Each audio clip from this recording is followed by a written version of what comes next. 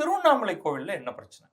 திருவண்ணாமலை கோயிலிலும் ஒரு வணிக வளாகம் தான் முதலாவதாக வழக்காக வந்தது.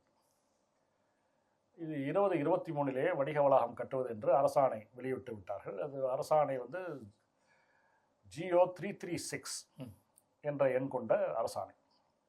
அதாவது ராஜகோபுரம் இருக்கிறது இல்லையா திருவண்ணாமலையில், சரி, மிக அழகான மிக கம்பீரமான ராஜகோபுரம். அதற்கு எதிரே கோயிலுக்கு சொந்தமான ஒரு திறந்த வெளி. இந்த திறந்த வெளி நடுவில் 16 கால் மண்டபம் இருக்கிறது. மற்றபடி அங்கே திறந்த வெளி இருக்கிறது. அங்கே ஆக்கிரமித்தெல்லாம் கடைகள் வைத்திருந்தார்கள். அந்த கடைகள் எல்லாம் அப்புறப்படுத்தி விட்டு 150 சிறிய கடைகள் கட்டுவதற்காக அரசாணை வெளியிட்டு விட்டார்கள். இதுவும் சட்டசபை அறிவிப்பு என்று சொல்லி அதை ஆரம்பிக்க முற்பட்டார்கள். 6.5 கோடி செலவுல திட்டம். இது வந்து கட்ட ஆரம்பிச்சு அந்த படங்கள் எல்லாம் நோக்கம் புரிஞ்சுப்போம். கோவிலுடைய உபரி வருமானத்தை எடுத்து கோவிலுடைய நிலத்துல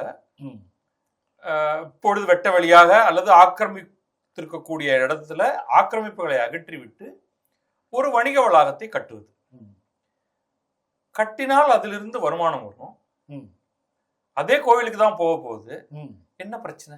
என்ன பிரச்சனை? இப்போ நம்ம வந்து கோயிலை வந்து ஒரு வணிக நோக்கில் நடத்துவதில்லை. அப்புறம் கோயிலுடைய இடங்கள் அவை எப்படி பயன்பட்டு வந்தன, ஆக்கிரமிப்பு முன்பாக எப்படி பயன்பட்டு வந்தன, எப்படி பயன்படுத்தப்பட வேண்டும் என்பதெல்லாம் ஆகம சாஸ்திரங்களில் சொல்லப்பட்டிருக்கிறது. சரி.